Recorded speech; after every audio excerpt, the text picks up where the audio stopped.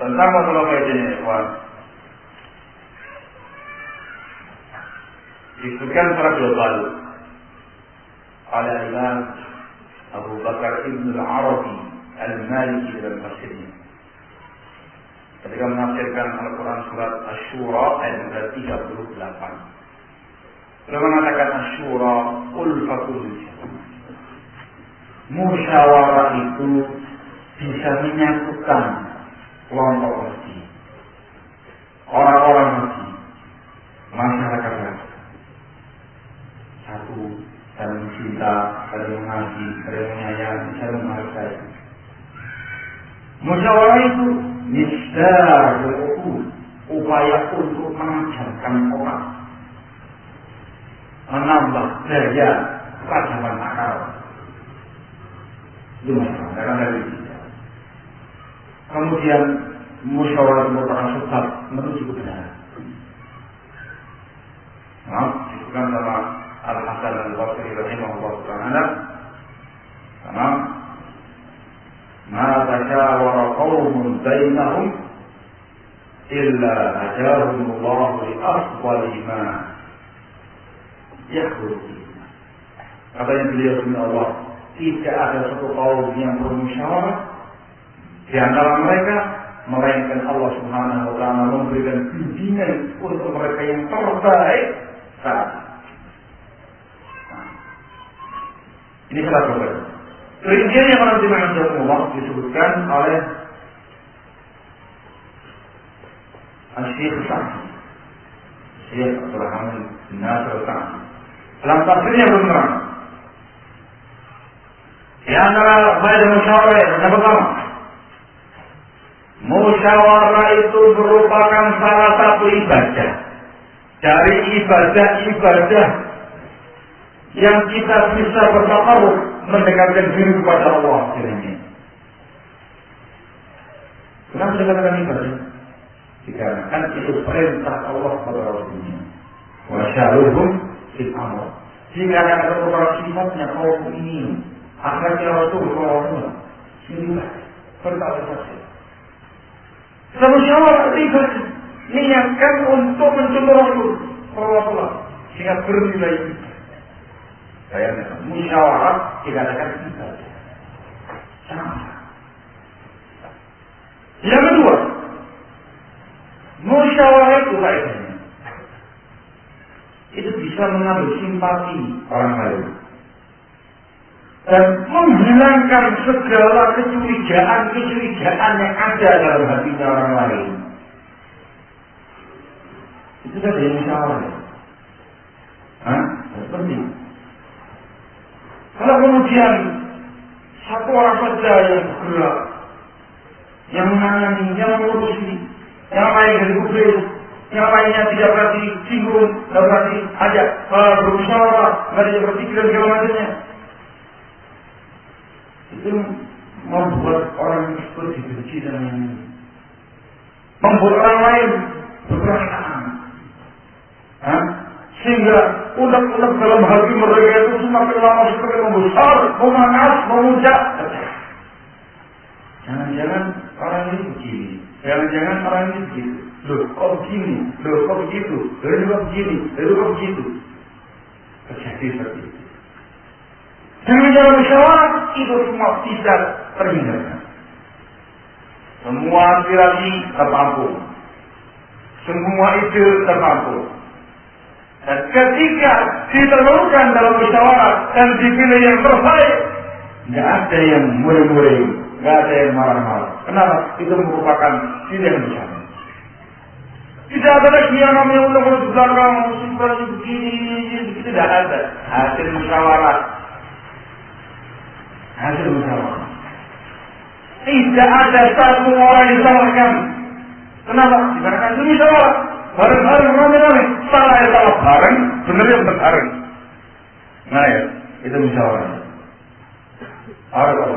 Untuk para penguasa, musyawarah itu merupakan sebab mereka dicintai masyarakat. Sebagai Rasul Sallallahu Alaihi Wasallam, bukan penguasa kita. Hal yang ketiga, musyawarah itu bisa mencerdaskan akal. Musyawarah itu bisa mencerahkan pemikiran. Dengan Anda bermusyawarah memecahkan satu permasalahan ini bersama-sama, Anda dituntut diminta untuk kerja keras, berpikir untuk mencari mana yang terbaik dari perkara yang timbang-timbang, masalah, kebaikan, keburukan, bagaimana ini terus sehingga otak kamu berat, engker gitu, dengan cara musyawarah.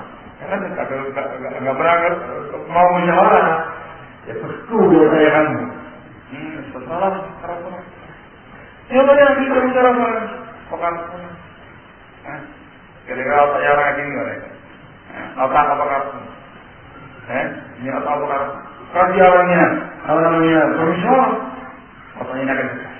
Ini juga harus ya. Jadi kepada yang keempat kami Allah, hasil positif dari musyawarah tersebut pada umumnya mesti akan menghasilkan pendapat yang terbaik. Nah, ini musyawarah. Dan yang terakhir dikatakan dalam tafsirnya al-masyuratu barakah. Musyawarah itu barakah. Nah, ini beberapa kali saya mengenal perempuan yang saya ambil dari yang namanya musyawarah. Sehingga yang namanya musyawarah dalam intinya upaya untuk mendekati dan mencocoki dengan Islam, mencocoki sunnahnya Rasulullah SAW, upaya untuk kembali pada kitab sunnah dengan ulama dalam perkara-perkara yang dibutuhkan musyawarah padanya. Modal paham? Masya Allah. Anda pakar ini. Kalau paham, kalau saya tanya sama antum, mestinya paham. Gitu ya? Insya Allah ya. Kalau antum paham, mestinya ketika ditanya apa perbedaan antara syura dengan demokrasi, itu kan nggak susah. Ya. Gitu kan? Bagaimana? Gitu kan? Dari pernyataan di awal, kamu mengerti bagaimana yang usaha, kamu kan dengan gampang mengetahui bagaimana berjalan demokrasi. Mungkin yang tanya, posisi demokrasi, perasaan demokrasi itu bosnya Indonesia. Demokrasi itu bosnya London. Boleh-boleh. Iya, itu bosnya Indonesia. Tapi di Indonesia kan saya. Jika bukan bahasa Arab. Jadi dimasukkan dalam Arab. Dari satu istilah.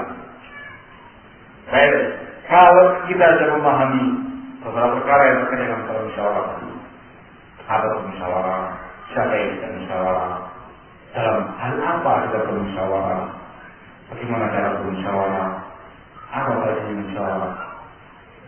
Untuk di sini yang terpenting untuk kita semua yang bermusyawarah semua, baik dari dalam semua hal, semua perkara yang khususnya sifatnya jamaah, yang sifatnya untuk mencakup banyak orang, biasakan diri Anda itu melakukan musyawarah. Ada sesuatu yang rumit, musyawarah. Sama sehingga keadaannya itu keadaan ulfah. Yang muncul ke permukaan saling mencintai, saling menyayangi, saling merahmati, saling menghargai, saling menghormati satu sama yang lainnya. Sehingga sifatnya kaum khususnya Ahlussunnah wal Jamaah harus bermusyawarah dalam masalah yang kedunyaan, dalam masalah dakwah, dalam masalah yang lainnya, musyawarah. Supaya jangan sampai ada yang namanya diktator baru setelah ini. Saya upayakan legowo semuanya. Perkara yang seperti disyariatkan pada faedahnya juga perintah langsung dari Allah Subhanahu wa Ta'ala sebagai kaum ini. Sehingga dalam perkara yang diperlukan musyawarah, jangan berjalan sendiri-sendiri. Kalau harus jalan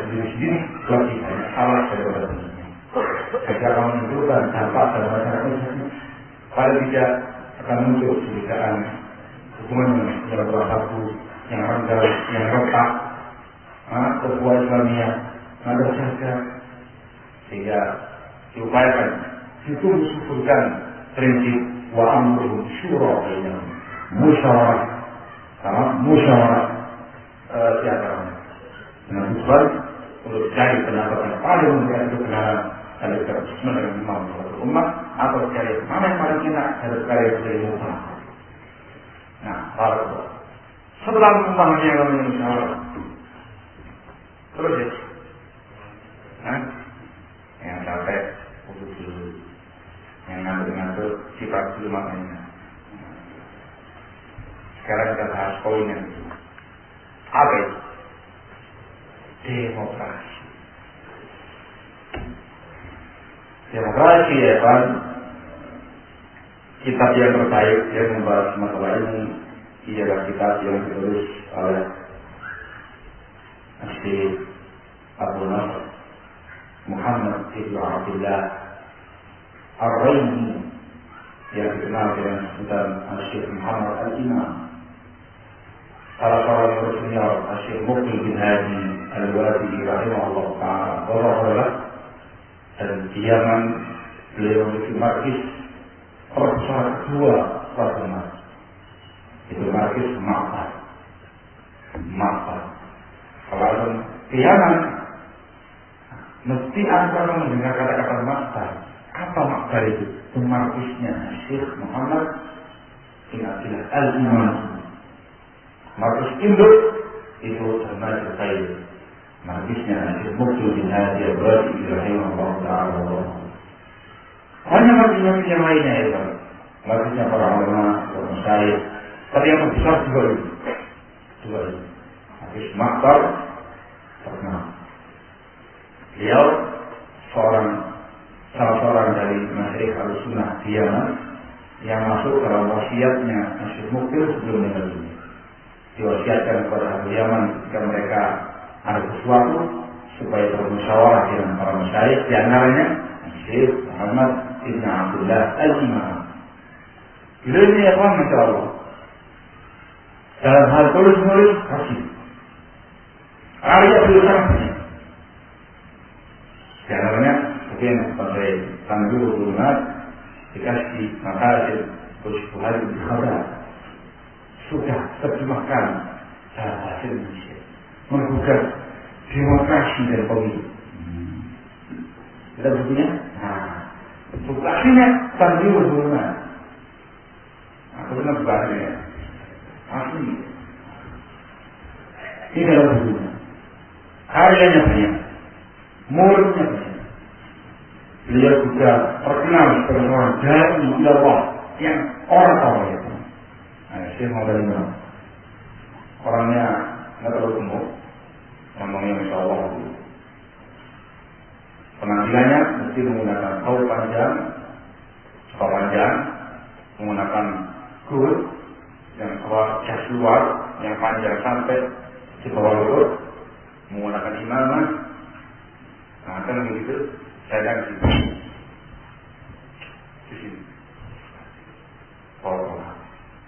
Betul-betul khasnya dia.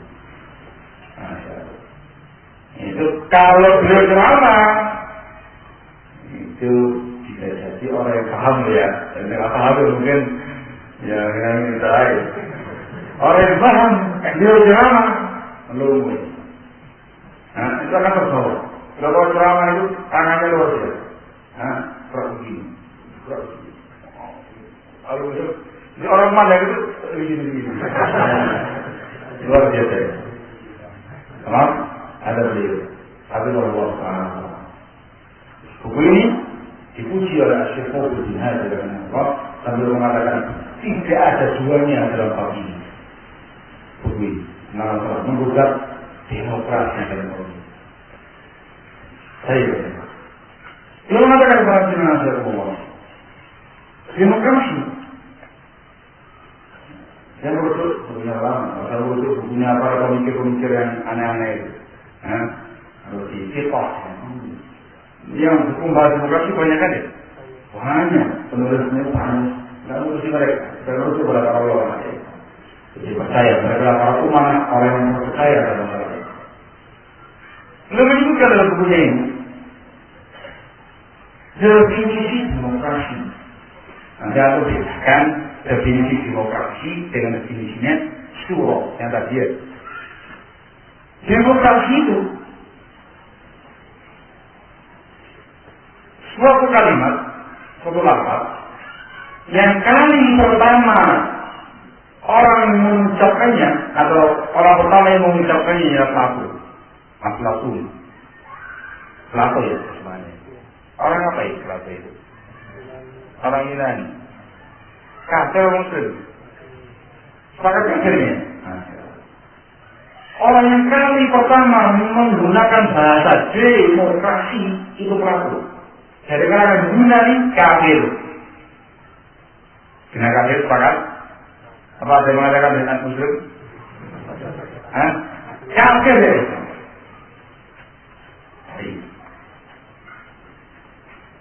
Artinya, di dalam mengambil arti dari mereka. Disebutkan yang namanya demokrasi itu ialah hukum syar'i di syar'i. Hukum syar'i di syar'i. Hukum rakyat untuk rakyat. Kalau guru saya Syekhuna Yahya Al-Hajuri hafizahullah ta'ala sering menggunakan bahasa hukum syar'i nasihat. Hukum rakyat dari rakyat untuk rakyat. Yuk tetap untuk orang Indonesia itu. Kan itu ya. Yang namanya demokrasi dari rakyat untuk rakyat kepada rakyat dengan rakyat semua rakyat. Maknanya benar-benar Allah bahwasanya asy-sya'bu masdar sultan. Yang namanya rakyat itu sumber hukum. Semua hukum tergantung rakyat. Rakyat mengatakan A, mengatakan B, mengatakan C, mengatakan D. Apa kata rakyat? Dari rakyat, dengan rakyat, untuk rakyat, kepada rakyat, anak rakyat, orang rakyat. Itu salah dari saya kalau itu. Itu yang namanya demokrasi. Allah. Yang kali pertama mengucapkannya Aflatun. Dari sini saja sudah jelas perbedaan antara demokrasi dengan syura. Yang namanya syura istilah syar'i tertuang dalam Al-Quran.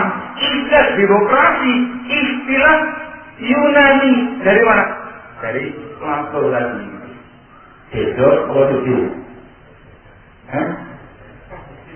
Ya, lain. Lain. Dari namanya. Jadi ini dalam Al-Quran ini orang kafir. Dari definisinya beda. Kalau yang namanya musyawarah, ada yang pertemuan, perkumpulan orang-orang yang berkompeten dalam masalah itu, orang yang percaya, para ulama membahas satu permasalahan, masing-masing membawakan idenya, digodok mana yang terbaik, mana yang terdekat dengan Al-Quran tergampang dari perkara ini. Musyawarah.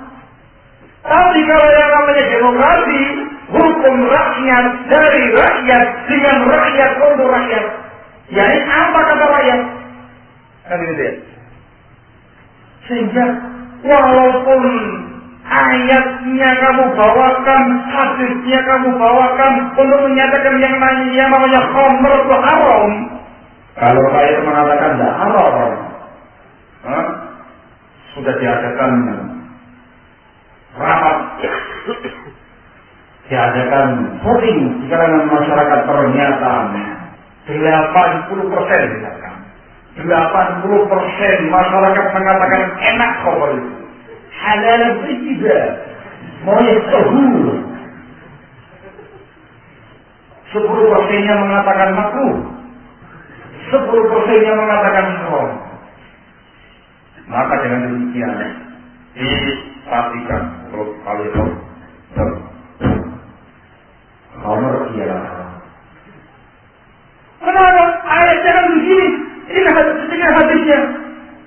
rakyat mengatakan salah.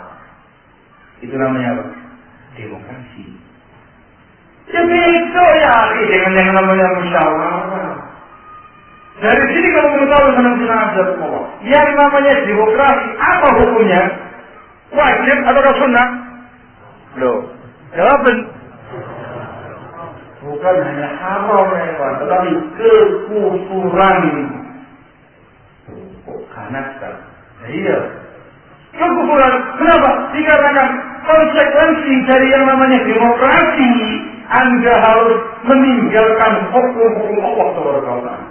Bahkan kamu diminta untuk mengkebirinya, bahkan menginjak-injak hukum Allah.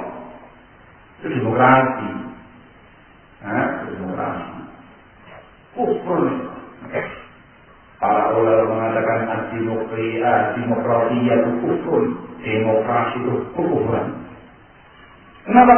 Yang dijadikan sebagai patokan sumber hukum itu bukan hukum Allah Subhanahu wa taala, tapi rakyat menungso. Dalil. Demokrasi menantikan Allah. Ini sungguhnya yang kali pertama menyemarakkan dan memunculkan itu dimulai dari Revolusi Prancis. Disebutkan oleh begini, sama pada masa Revolusi Prancis itu tahun berapa ya Pak? Yang itu bicara ya?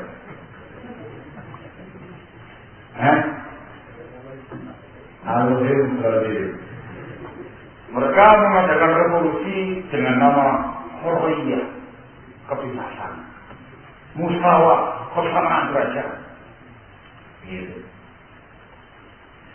Kemudian setelah mengadakan revolusi dengan nama itu, orang-orang Prancis memasukkan yang namanya demokrasi ini di dalam undang-undang dasar negaranya. Dengan nama bukan nama demokrasi, tapi dengan nama HAM. Apa HAM itu? Hak asasi manusia. Bahasa Arabnya hukukul insan. Hak-hak asasi manusia. Ini ya. Itu bukan apa ya. Dengan level hak asasi manusia, mereka akhirnya mencantumkan dalam undang-undang mereka yang baru, sumber kekuasaan itu ialah rakyat. Kalau rakyat tidak diikut-sertakan dalam masalah ini, itu artinya Anda menodai, mencoreng-corengi, menginjak-injak hak asasi manusia. Sehingga dengan nama hak asasi manusia dimasukkan yang namanya kekufuran, yang namanya demokrasi. Setelah itu berubah, masuk dalam undang-undang sebagai negara. Negara-negara Arab, negara-negara Arab, negara-negara Islam, bagian masuk Islam. Terutama di antaranya, benar, yakin Indonesia. Di antaranya negara Kesatuan Republik Indonesia ini. Betul sangat kental dengan demokrasinya. Banyak para pengusung pemikiran demokrasinya. Bahkan orang-orang kelas kakak yang membawakannya. Ternyata yang mampu juga demikian. Makanya beliau menulis buku ini secara khusus itu untuk membantah dan menggugat demokrasi yang diaman itu. Ini menunjukkan betapa beraninya Syekh pada Allah Taala. Dan pemerintah malah menolak. Dan begitu yang teriak-teriak dari kalangan Ikhwan Muflisi ngomong pemerintah itu. Ini ketika kita ngomong, kenapa? Kalau mereka syekh yang berbicara itu, yang menulis buku itu, mereka berbicara tentang agama. Yatakallamun an din, mereka berbicara tentang agama mereka. Tapi kalau orang-orang ini bicara masalah demokrasi dan sebagainya itu bukan karena agama, tapi karena apa? Ngerebut kursiku. mau menguasai. Itu terucap ketika dia. Alhamdulillah, dari sini kita mengetahui ternyata sejarah demokrasi itu sumbernya orang kafir. Dari mulai penamaan orang kafir, kemudian yang mengembang luaskan orang kafir. Kemudian yang namanya demokrasi itu dibangun di atas 3 poin. Ada tasyrih, ada qada, ada tanzil. Yang pertama tasyrih, peletakan syariat. Apa maksudnya ya Pak? Maksudnya menurut orang-orang yang mengamalkan demokrasi, tidak ada hukum kecuali hukum demokrasi. Tidak ada syariat kecuali demokrasi. Ini yang berkaitan dengan tasyrih. Yang kedua, al-qada, ketetapan hakim, keputusan pemerintah. Mereka mengatakan yang namanya demokrasi, yang namanya sebuah keputusan hakim, itu harus keputusan yang sejalan dengan aspirasi demokrasi. Tidak diperkenankan bagi seorang hakim pun, seorang qadhi pun, seorang penguasa pun yang menentukan sebuah hukum yang keluar dari garis demokrasi. Harus dengan demokrasi. Kalau kemudian ada yang membawakan hukum dengan hukum-hukum yang selain ini, siapa ya? Dilengserno. Tidak demokratis. Berbagai macam tuduhan-tuduhan. Dan yang ketiga yang menurut tanzil. Tanzil itu artinya pelaksanaan hukum. Juga demikian. Tidak boleh ada satu hukum pun yang ditelurkan, yang dilaksanakan, yang dijalankan kecuali harus sesuai dengan asas demokrasi. Allah. Dari sini menunjukkan yang namanya demokrasi itu ialah manhaj hayat, manhaj kehidupan, metode kehidupan, prinsip kehidupan. Anda mau bersyariat, demokrasi. Anda mau memutuskan hukum, demokrasi. Anda mau melaksanakan sebuah hukum, demokrasi. Artinya apa? Harus menggunakan sumber demokrasi itu rakyat. Anda berkeputusan harus menyesuaikan aspirasi rakyat. Rakyat kan banyak, kebanyakan rakyat. Sehingga rata-rata orang-orang yang mengamalkan demokrasi itu menggunakan negaranya menggunakan asas jumhuriyah, republik. Tergantung dengan mayoritas masyarakatnya. Apa yang lain? Allah Taala. Dari sini Allah menunjukkan bahwasanya yang namanya demokrasi itu kufur, bukan namanya musyawarah. Dari uraian singkat ini saja, kita bisa membicarakan syura dan demokrasi. Kalau yang namanya musyawarah, yang menetapkan ialah Allah Subhanahu. Sementara yang namanya demokrasi, yang membuat ialah orang kafir. Gitu ya. Gitu ya. Dalam musyawarah, patokan hukumnya ialah Al-Quran dan Sunnah punya Allah Subhanahu. Dalam demokrasi, patokannya ialah rakyat. Mana? Karena di sini kalau kita mengajar Allah secara khusus, Syekh Muhammad al-Imam Hafizahullah Ta'ala wa ra'ah menyebutkan salah satu bantahan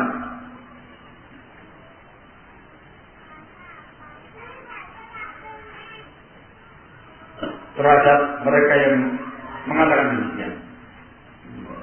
Tanda hilang, tanda kurang kecil. Mudah bacakan langsung lah daripada saya sendiri. Kau kesimpulan?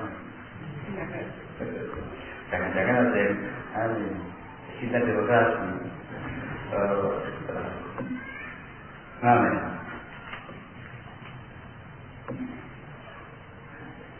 Ayo. Di sini belum membawakan beberapa perbedaan antara demokrasi dengan syura.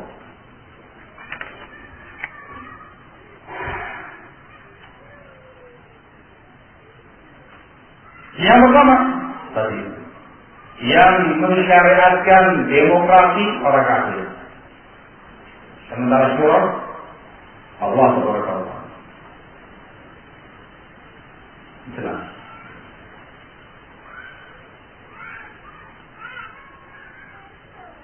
Yang kedua,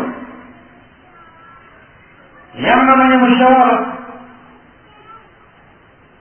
itu yang melaksanakannya adalah orang-orang kompeten dalam bidangnya, dari kalangan para ulama, dari kalangan para ukhala, orang yang akil, dari kalangan para du'at, para dai, orang yang saleh.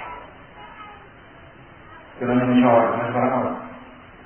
Sementara yang namanya demokrasi, yang ikut serta di dalamnya semua pihak, laki, perempuannya, pinter gobloknya, orang taat, orang maksiatnya, orang kafir, orang Islamnya, semuanya masuk.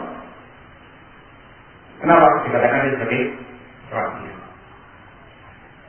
Padahal beda antara kaum mukminin dengan kaum kafir. Beda antara para ulama dengan kaum juhal. Beda antara yang salihin dengan ahli maksiat.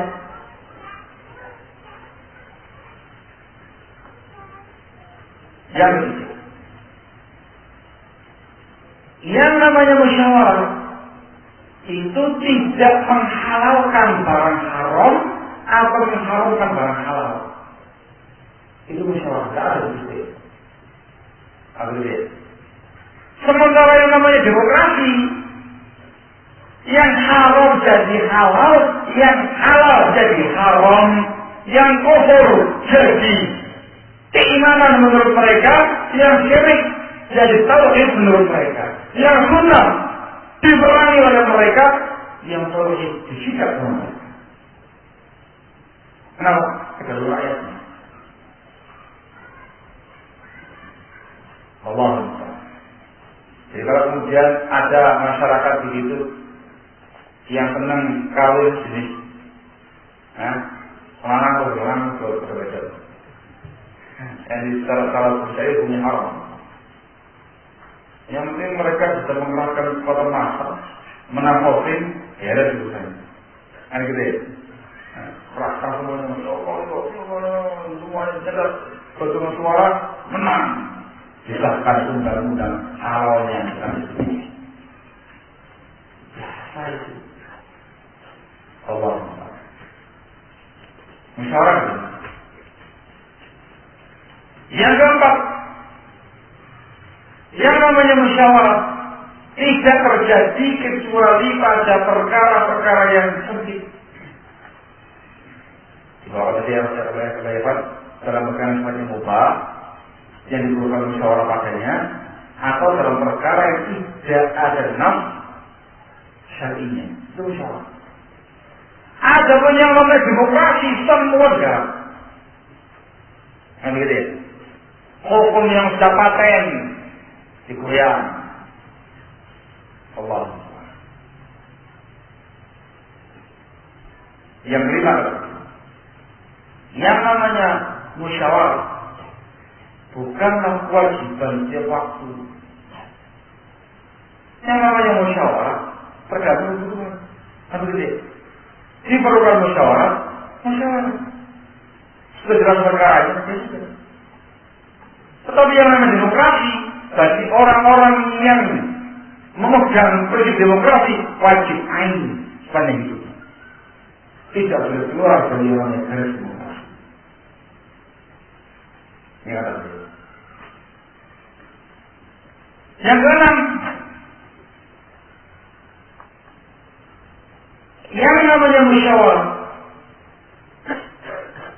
itu menetapkan kekuatan Islam dan menunjukkan bahwasanya Islam itu layak digunakan di setiap zaman dan masa.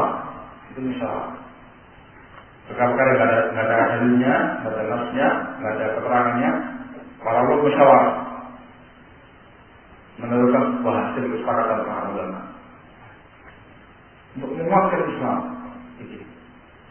Sementara yang demokrasi menentang Islam dari akarnya. Demokrasi itu menentang Islam dari akarnya. Kalau tidak sesuai dengan aspirasi rakyat.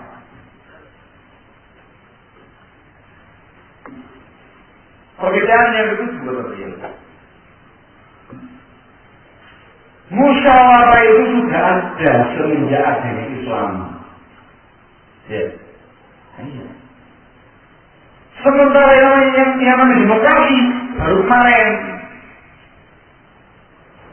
Yang memunculkan namanya baru masanya Plato. Yang menyebarkan, mengembangbiakkan demokrasi ini itu revolusi Prancis kemarin. Perkara yang baru. Musyawarah tak ada dalam Islam. Dan yang delapan dari sisi definisinya.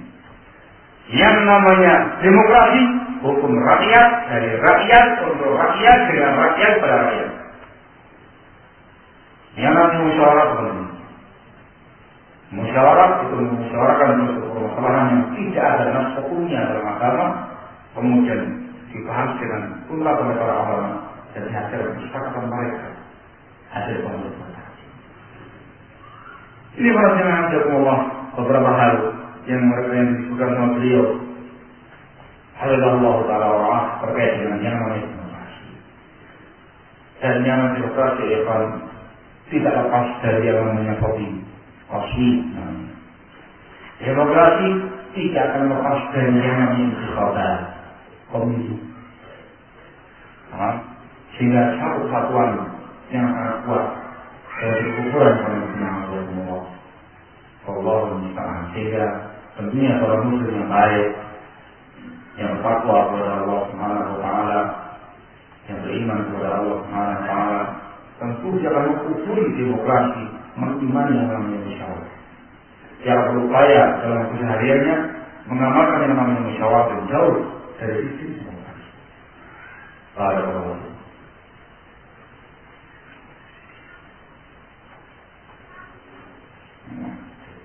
Pertanyaannya mulai diberi.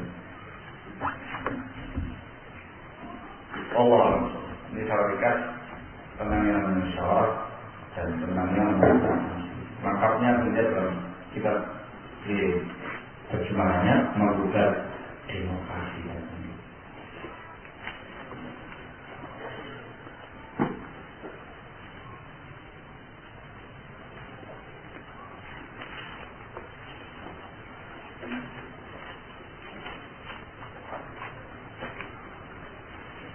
Ada yang bertanya,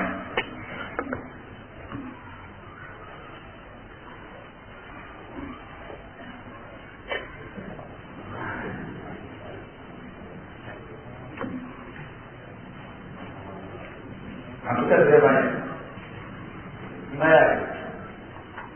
Apa hukumnya membuat partai demokrasi?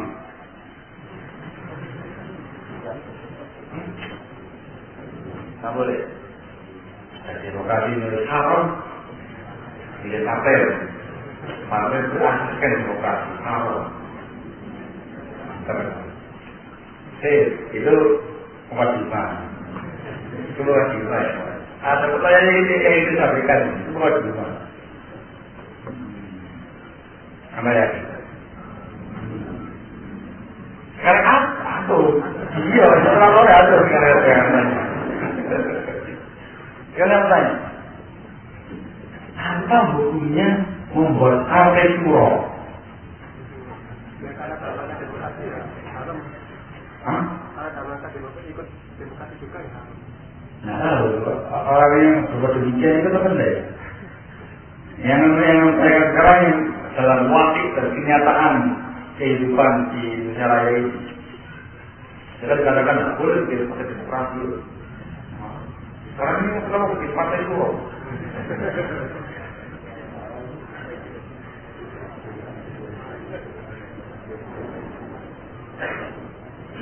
Iya, kalau dalam masa partai pasti ikut pemilu ya pasti.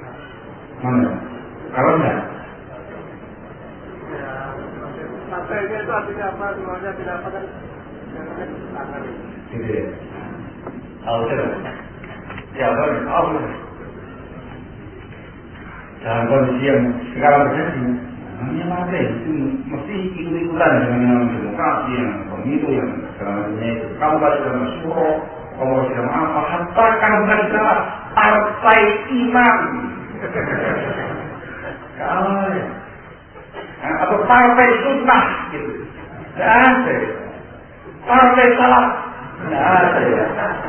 Itu sebenarnya tidak ada. Ada banyak. Ada banyak.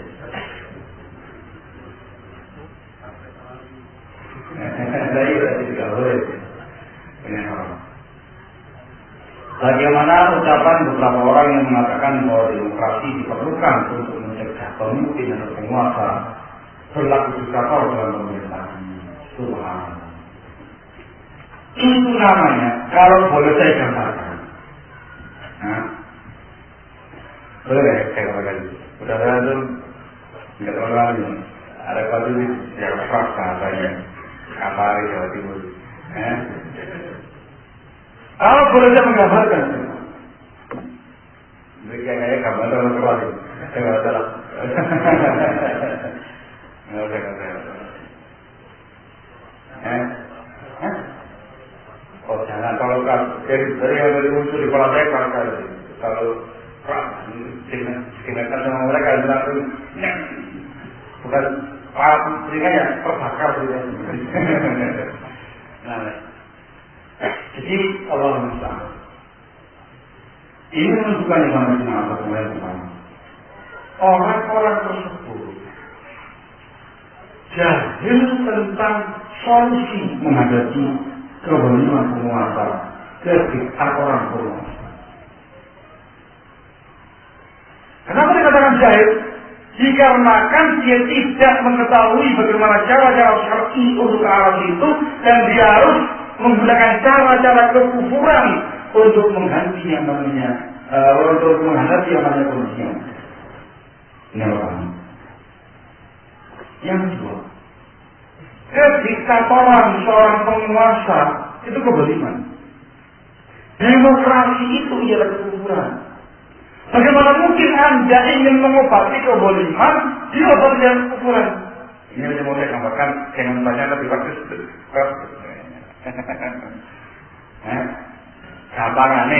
Gampangannya.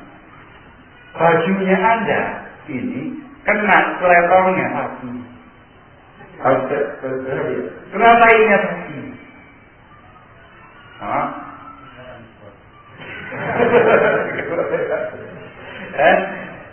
Ada dulu dibersihkan dari apa ini? Kok pusing? Bersihkan dari apa ini? Ini yang bagus itu dibersihkan pakai air kencingmu. Salah ini bagus. Perlukan air kencing itu ya. Terus apa? Bersihkan selatan sapi ini. Ucap. Kira-kira. Nah, tainya sapi itu para ulama masih ikhtilaf antara najis dengan najisnya. Tadi, kencingnya kamu semuanya sepakat najis. Bagaimana mungkin Anda mencuci sesuatu yang dikatakan ikhtilaf najisnya dan yang bukan najis? Sama terjadi apa? Sesuatu yang suci, kamu suci dengan sesuatu yang najis. Tambah, terus omong kosong. Dalam Islam karena dinasar Allah terlalu banyak solusi dari agama Rasulullah untuk menghadapi penguasa yang seperti ini. Pembahasannya lihat pembahasan kajian seputar masalah pemerintahan. Saya sering disampaikan ini. Setelah penguasa dibahas dalam bagaimana prinsip Ahlussunnah di dalam mensikapi para penguasa. Ada kan? Saya di sini bisa ada awal.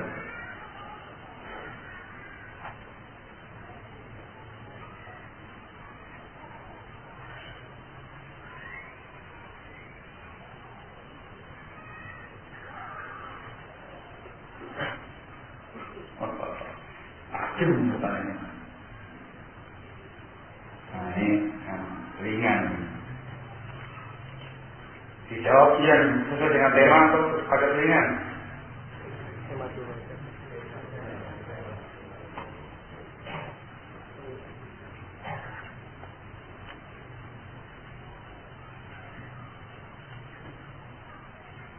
Masya Allah.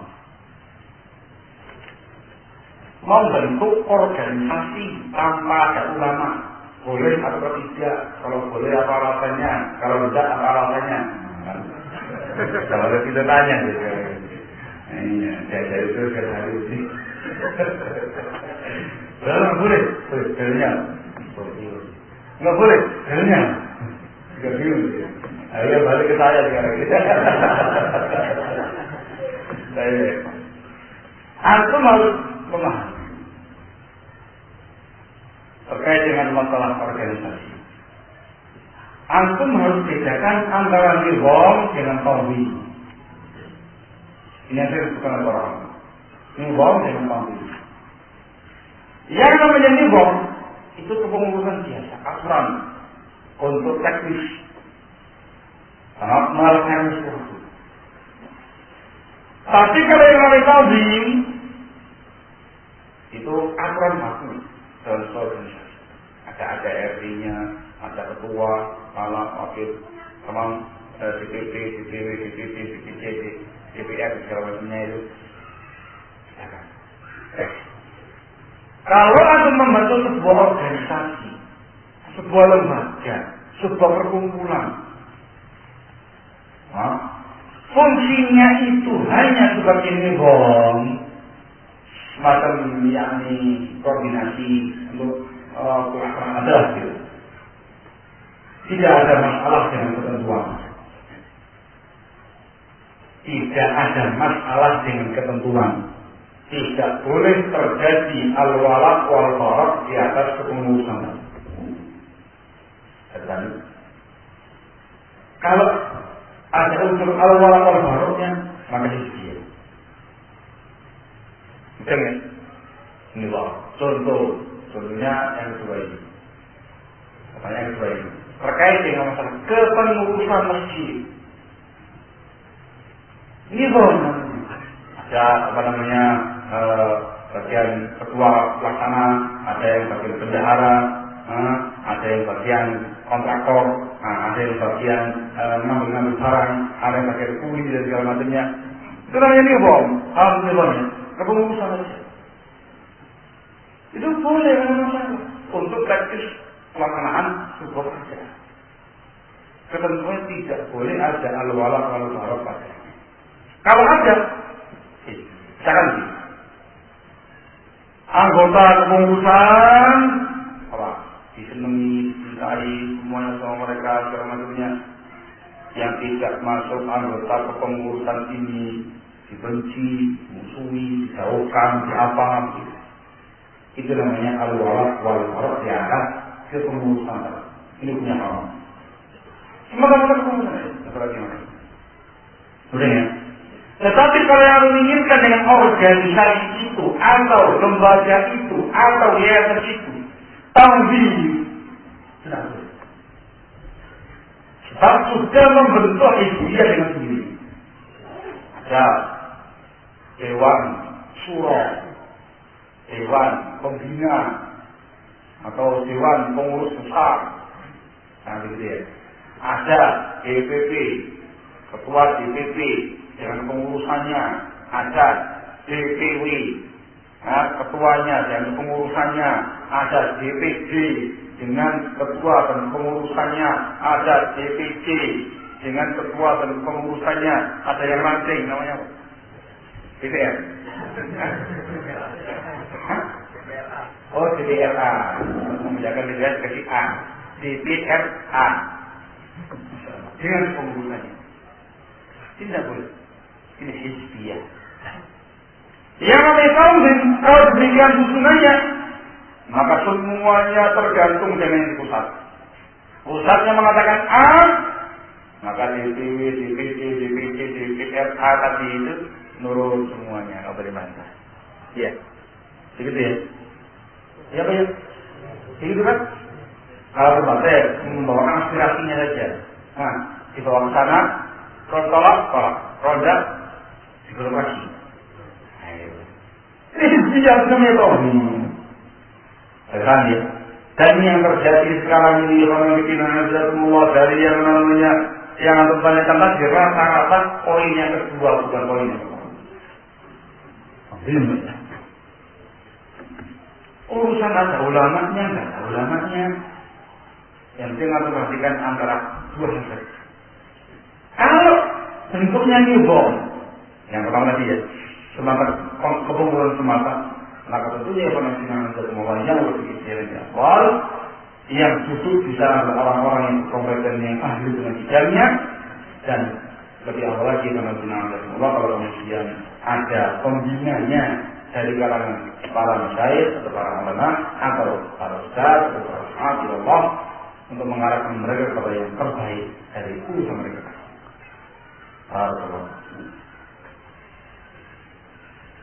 Nah, musyawarah tadi sudah jelas, tetapi ini tidak jelas ya.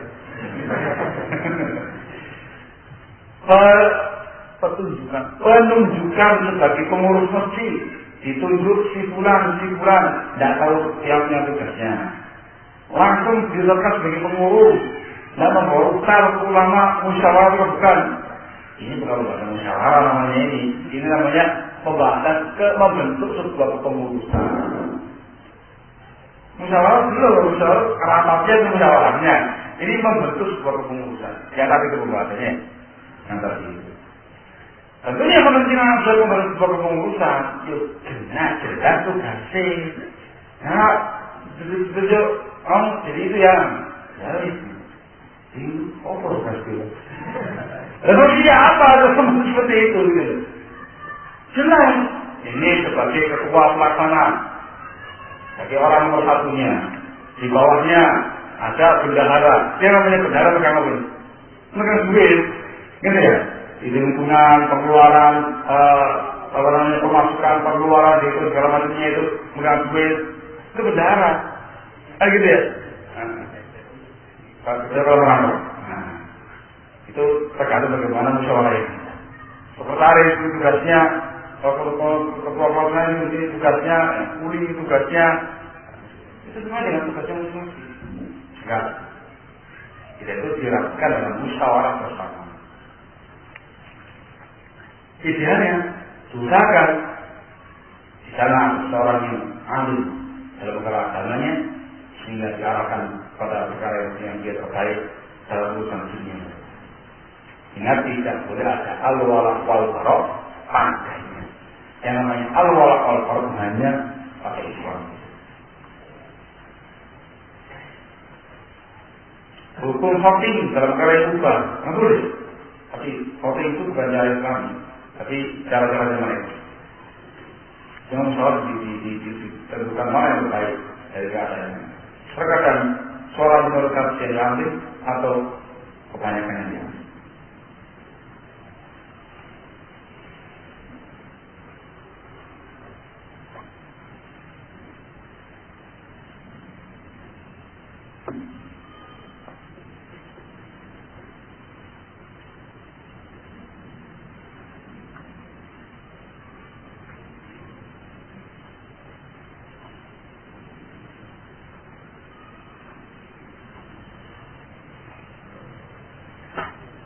Bagaimana jika pada kenyataannya musyawarah seringkali memunculkan perbedaan-perbedaan yang semakin meruncing sehingga menimbulkan kerenggangan, menyebabkan ada yang alergi dan trauma dengan musyawarah yang terjadi. Oh, jadi mungkin ada dari musyawarah bukan ahlinya barangkali. Ini orang-orang dimasukkan dalam musyawarah sehingga dipuji. Karena bukan yang diajak musyawarah itu orang-orang yang berkompeten dalam bidangnya. Kakak Subong, saya kan sendiri. Ini kebetulan cuma 2 orang. Cukup kamu dan 2 orang sudah dimusyawarahkan dengan satu sama lain, bukan teman-teman, satu sama lain saling menguatkan, saling mengisi, saling mencari mana yang terbaik dalam hal ini. Dipilih yang langsung dikerjakan. Baiklah, alhamdulillah, tawakkal 'ala Allah. Mungkin ini caranya yang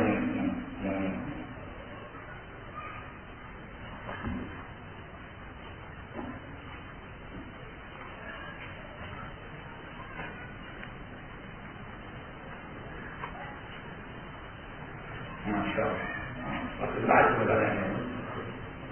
Pemilu haram. Ya. Bagaimana dengan penguasa hasil pemilu? Benar. Kalau penguasanya kafir, jelas. Gitu ya. Gitu ya. Kalau penguasanya kafir, jelas. Ya. Nggak ada pembahasan kan. Sekarang bagaimana kalau penguasanya muslim hasil pemilu? Nah, pertanyaannya saya lempar waktu itu. Itu dia kan jawaban. Ya, bagaimana dengan penguasa hasil pemilu?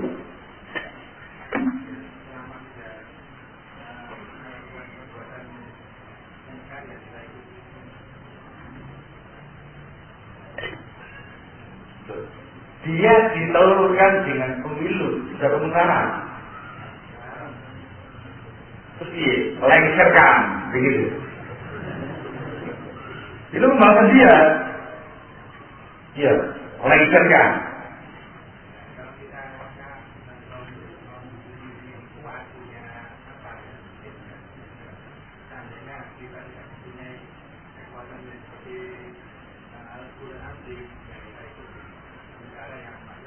Berarti lengserno.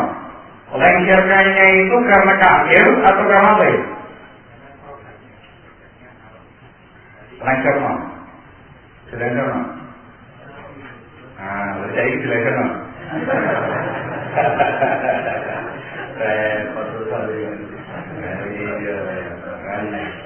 Yang ini nih jawabnya harus bisa. Jawabannya harus masuk. Kalau penguasanya kafir jelas, nggak ada ketaatan kepada penguasa yang kafir. Kalau kaum muslimin punya kekuatan yang cukup untuk menggunakan gulungan, jangan pertimbangan yang itu kalau dia kafir. Adapun kalau dia itu muslim, nggak tahu dia muslim, diangkat sebagai presiden dengan cara pemilu, maka sikapnya para ulama seluruhnya berarti apa ini? Ijma, terus kesepakatan para ulama tetap mendengarkan dan mentaati penguasa itu dan mengakuinya sebagai penguasa. Dan kita dalam hati kita, dalam ucapan kita mengingkari yang namanya kesepakatan ini mungkin ada Hafiz Ibnu Rajab Al-Hambali rahimahullah dalam Al-Qadzai.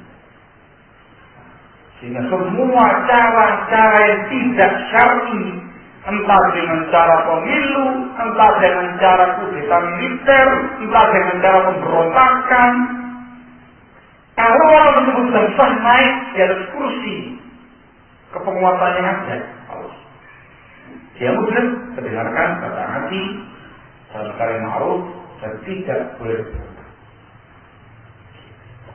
dengan kesepakatan. Jadi ya, gitu Pak ya. Muka ya muka, saya ingkari. Tadi nggak dilengser. Kenapa? Sebab kalau dilengser kan akan muncul fitnah. Boleh dilengserkan, lengser. Muncul yang baru lagi, nggak baru lagi, lengserkan lagi terus. Negara akan kacau. Kita ketemu lagi, habis fitnah itu naik, Stop semuanya, diam. Jangan sampai ada yang membuat fitnah supaya tenang keadaan bangsa dan negara, rakyat dan masyarakat. Ini prinsipnya sunnah dengan kesepakatan seluruh ulama. Gitu ya. Penguasa yang tidak mengajak ulama dalam musyawarah lengserkan. Sekarang tadi untuk Bismillah juga sudah banyak nanti. Bagaimana dengan Indonesia? Anjing deh. Yang berhak melengserkan itu bukan masyarakat. Amin. Ketika disebutkan oleh para ulama wajibun asluhu wajib dilengserkan. Jangan upayakan masyarakat yang melengserkan. Demokrasi itu namanya. Tapi yang melengserkannya ialah ahlul halli wal aqdi. Itu yang duduk dalam jajaran ahlul halli wal aqdi. Pada sekolah musyawarah sering diganti dengan yang lain.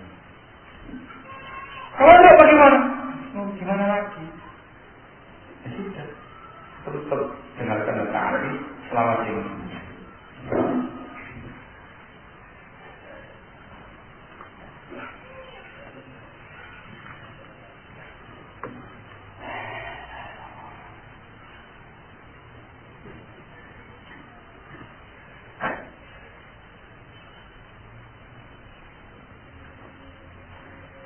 Saya sampaikan bahwasanya telah menjadi kesepakatan para ulama bahwasanya kalau para penguasa yang tidak mau bermusyawarah dengan para ulama maka wajib dilengserkan. Apakah ini bertentangan dengan paham Khawarij?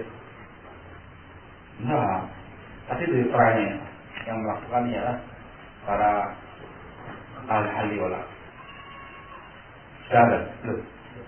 Belum ada ya? Itu ya?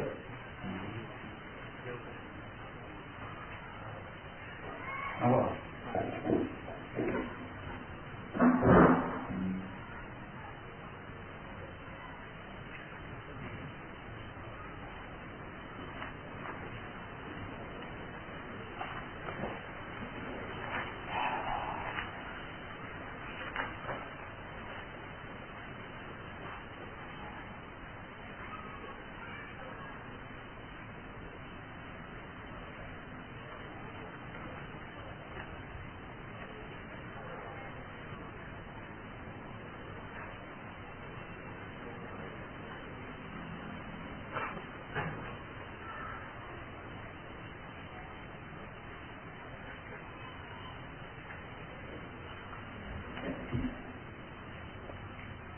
Bagaimana membantah syubhat bahwa kaum muslimin harus ikut pemilu agar wakil rakyat terpilih dari golongan Islam.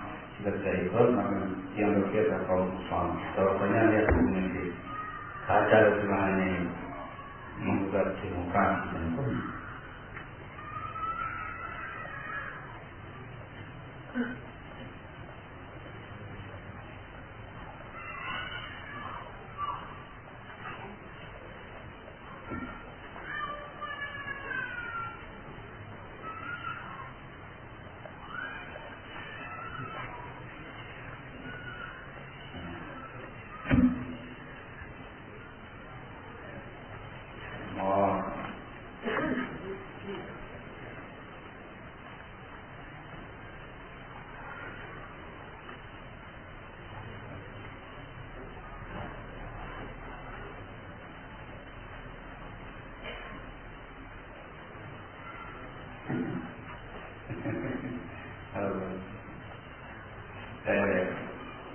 Jika di Indonesia, jika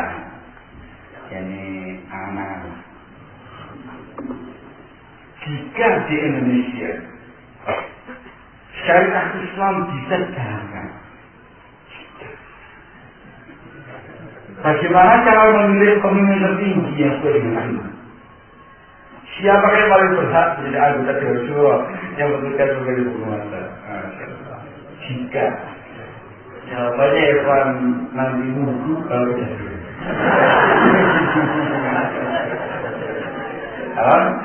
Nah, itu bisa saja kalau kejadian betul demikian kan kondisinya, tanya lagi. Saya jawab insya Allah.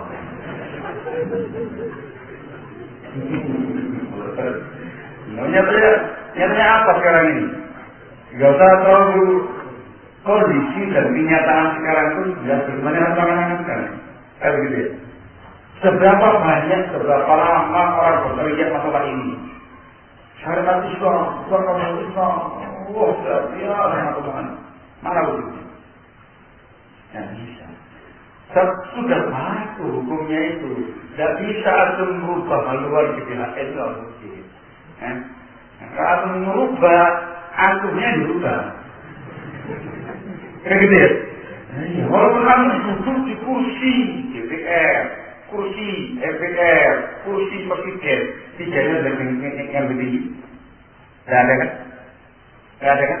Ini sudah yang tertinggi untuk legislatif, yudikatif, eksekutif. Ini sudah luar biasa saya.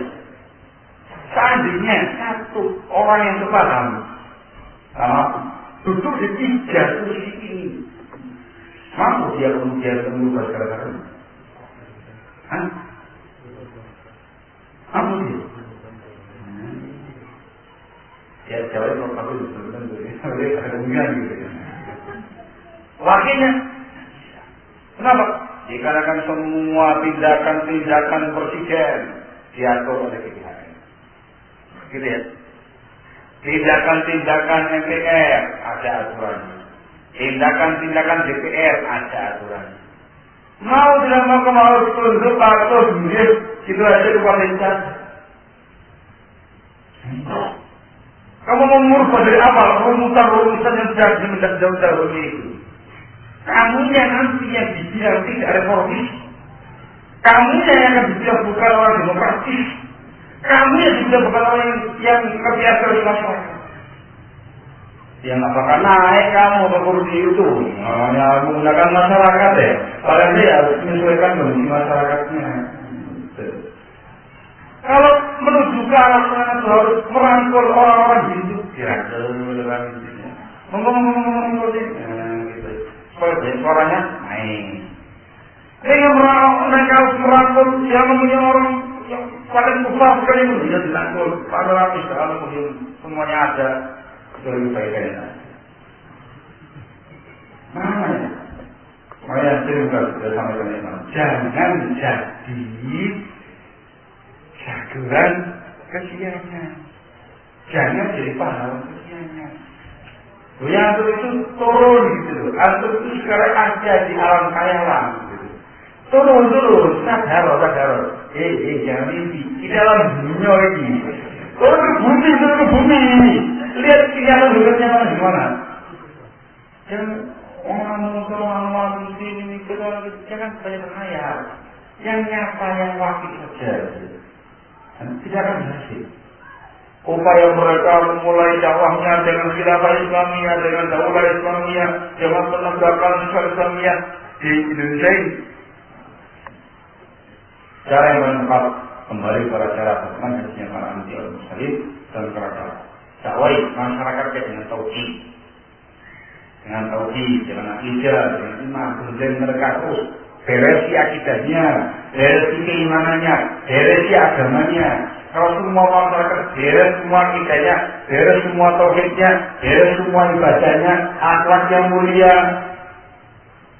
bagaimana ya? Kalau seperti itu, diisi penguasanya, tadi. Maka jangan khawatir. Dia namanya penguasa. Apa kata masyarakat? Yang sekarang ini. Semuanya wahidin. Mau? Sederhana. Mungkin dia akan mengatakan, kalau itu saya nyata. Tanamkan di hatinya semua masyarakat upaya khilafah Islamiyah. Kalau punya paham khilafah Islamiyah semuanya, kan tidak ada. Jadi yang naik begitu. Katakan tak akan mungkin. Tidak akan. Allah. Dalilnya mana? Dalilnya bukti. Tinggal beberapa saat lagi mau turun, mau diganti. Ya. Yang tinggal beberapa saat lagi mau diganti. Mungkin dia terus atau mungkin dia mau diganti. Tunggu sampai akhir masa jabatan ini belum berhasil atau tidak? Jawabannya dia Kita bisa menyatakan dengan yakin gitu. Tidak berhasil. Buktinya apa? Terlalu hampir selesai masa jabatannya. Mana perubahannya? Mana perubahannya? Tidak ada perubahannya. Kamu yang menamakan kata-kata saya itu? Kawan kamu. Katanya tidak boleh disebut. Kalau sudah anu aja disebutkan. Apa itu? Anak bermusyawarah dengan istri tentang masalah pendidikan anak yang tidak ada ilmunya. Saya. Anak ingin anak saya mondok di pondok salam. Istri ini tak sekolah umum. Cuma pertimbangan cara yang sangat jauh. Apa nasihatnya? Saya katakan ya, itu tidak perlu musyawarah. Kalau gitu ya. Di bawah kata dia namanya perkara yang dimusyawarahkan dalam kan yang tidak ada hukum sepertinya. Ini tidak perlu dari ini. Benar saya. Lihat, kalau tinggal itu bagaimana caranya menasihati istrinya lagi, menjadi pahamkan, sadarkan, sama terus itu baiknya. Bukan musyawarah, yang musyawarah, yang akan ketemu barang halal sama haram. Ya kalau kita mau diskusi bagaimana? Tidak mungkin. Nggak boleh tahu halal, haram, campur, jadi jangan masuk. Oh, tidak bisa, tidak bisa ya. Yang halalnya haram, halalnya halal. Namun nggak boleh. Daripada harusnya tetap pilih yang halal tadi. Nasihati yang mengatakan haram. Terus kebanyakan nasihati cara yang saya memahami. Kalau semua yang paham. InsyaAllah ta'ala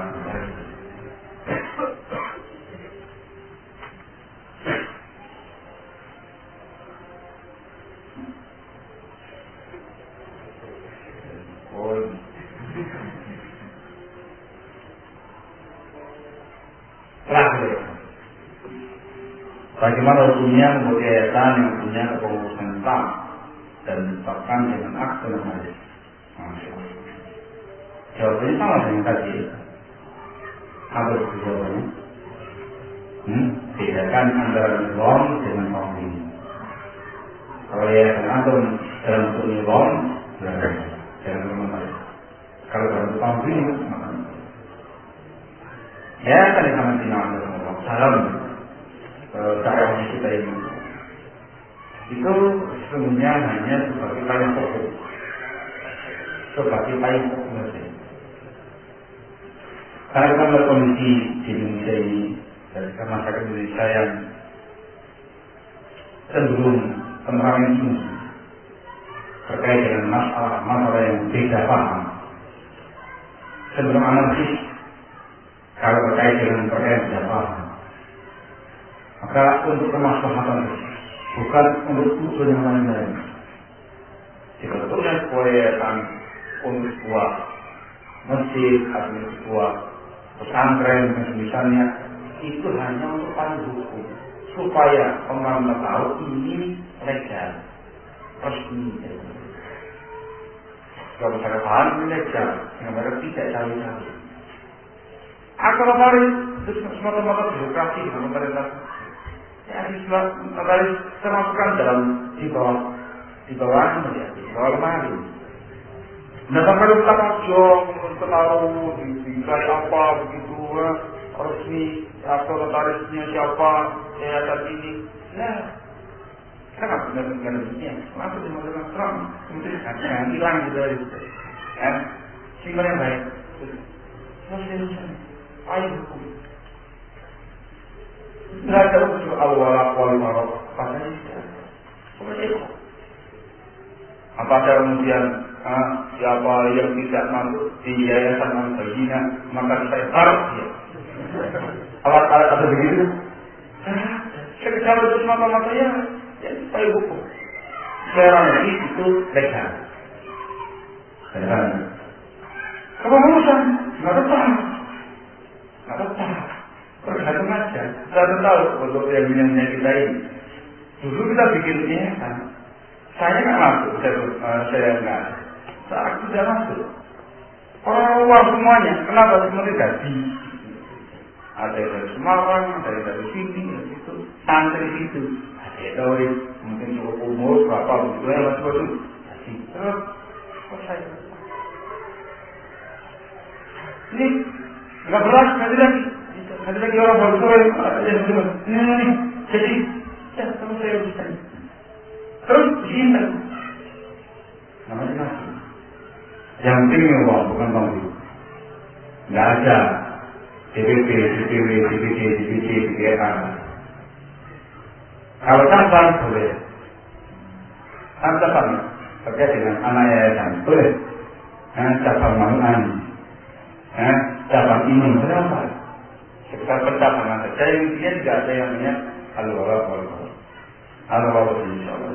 Dan kita upayakan semaksimal mungkin hal-hal yang melanggar syar'i dalam sebuah yayasan itu dihilangkan. Dan itu cabang dengan cara negosiasi dan masuk kepada orang tertentu yang bagus. Yayasan terkadang diminta pajak ya. Kalau dia berkata dikata cinta kalau membayar pajak. Setelah menembusi lobby orang tertentu yang terkait dengan itu tidak pajak. Itu bisa. Kalau nomor resmi diminta misalkan diundang langsung dari kabupaten mengadakan pekan olahraga pesantren, diharapkan kehadirannya di jalan bola dan sejajar dan segala macam gitu.